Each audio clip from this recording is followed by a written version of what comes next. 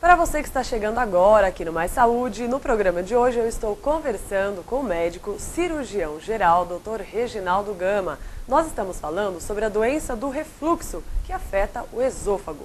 Você pode ligar para cá para fazer a sua pergunta. Dr. Reginaldo, já tem questões aqui para o senhor. Vamos lá.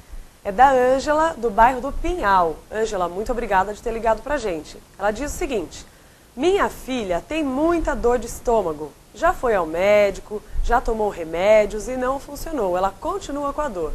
Por que será que isso acontece? Obrigado pela pergunta. Na verdade, eu acho que precisa ser estudado melhor esse quadro clínico dela. A dor do estômago, muitas vezes, é um sintoma inespecífico, mas vale a pena estudá-lo. Uma vez que você tomou medicamento, esse medicamento não surtiu efeito, cabe uma segunda investigação, onde pode ser feita, inclusive, uma endoscopia. Mas isso, na verdade, merece uma reavaliação clínica. Tá certo. Tem mais uma questão aqui, que é da Solange, do bairro Vila Muton. Quando estamos nos alimentamos e tomamos algum líquido, pode causar algum problema, alguma azia ou não tem problema nenhum? Na verdade, a injeção de líquido com o alimento é um assunto bastante controverso, mas nada desabona você usar, não tem problema. Você pode tomar líquido. Alguns, como nós citamos, a bebida alcoólica, bebida gasosa, num paciente portador de refluxo pode manifestar sintomas. O indivíduo que tem uma válvula continente, ele não vai ter problema nenhum. Não tem problema nenhum, tá certo. E doutor, essa doença que nós estamos falando hoje, refluxo, pode aparecer em qualquer fase da vida? O refluxo começa do nascimento, que é chamado refluxo fisiológico da criança. Toda mãe coloca o nenê 20 minutos no colo para não ter refluxo da mamadeira. E pode dar no vovô de 90 anos. Isso pode acontecer em qualquer fase da vida. Tá certo. E os primeiros sintomas, quais são eles? Os primeiros sinais que a pessoa já deve ficar atenta, prestar atenção e procurar o médico?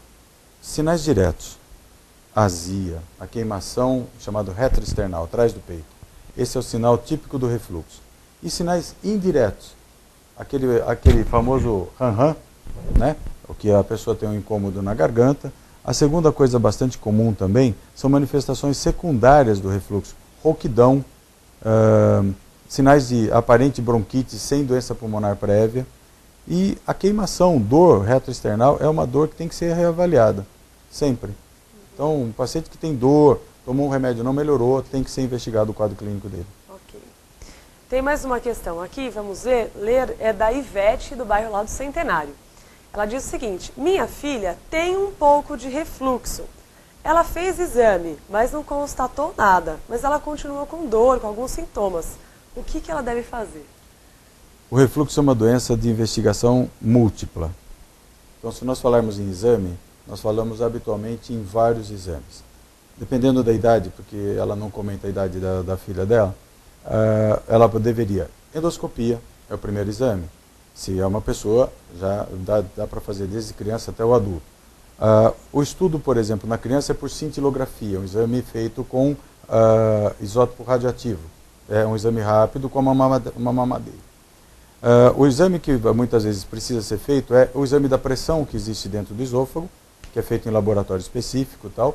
E você pode também usar um aparelho por 24 horas e ver, através do resultado desse exame, se o refluxo que você tem é patológico ou não em 24 horas, o que daria uma ideia com esse conjunto de exames para saber se o indivíduo tem uma doença grave ou não, se os refluxos são de ordem de doença ou não.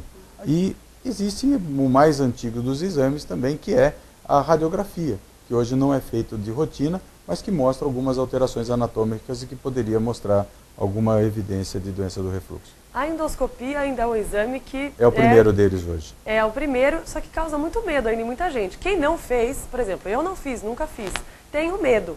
Mas eu tenho uma amiga, que eu até mandar um abraço para ela, é a Fernanda Calefo, jornalista. Ela falou: nossa, não tem nada melhor do que fazer endoscopia. Você toma um remedinho, não lembra de nada e consegue ter um diagnóstico perfeito. Exatamente. Tem gente que tem medo ainda. Eu acho que o medo pode ser abolido. Hoje, os colegas que aqui em Itatiba fazem esse tipo de exame, fazem esse exame sob sedação. Então o paciente não tem memória do exame. Não sente dor, nada? Nada.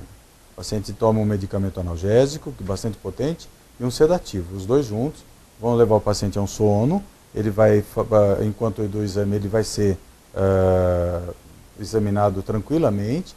Vão ser feitas as provas sem ter problemas de avaliação desse refluxo. ou de outra ordem, uma outra doença no estômago que esteja sendo avaliado, e depois do exame ele vai acordar tranquilamente, sem memória do momento em que passou o aparelho, tá? Super que é alguma tranquilo. coisa desconfortável. Tá certo. Vamos para uma próxima questão aqui, é da Djanira, do bairro Afonso Zupardo. Ela diz o seguinte: tenho refluxo, será que tem remédio para aliviar? Tem. O refluxo, na verdade, ele precisa ser completamente examinado. Em algumas situações, a doença é de tratamento puramente clínico e também de medidas higiênico-dietéticas. Se a pessoa é, por exemplo, um pouco mais obesa, ela deve perder peso. Se ela, por exemplo, tem alguns hábitos, tipo deitar imediatamente à refeição, ela deve modificar alguns dos seus hábitos. Enfim, tudo isso com um tratamento que pode chegar até 6 meses. O consenso é de 2 meses, mas alguns tratamentos são mais prolongados. O indivíduo realmente se vê livre da esofagite. O refluxo em si vai depender de algumas outras medidas. Tá certo. Bem, o Mais Saúde vai para o intervalo rapidinho novamente. A gente volta daqui a pouquinho para responder mais questões sobre refluxo. Não sai daí não, que a gente volta já.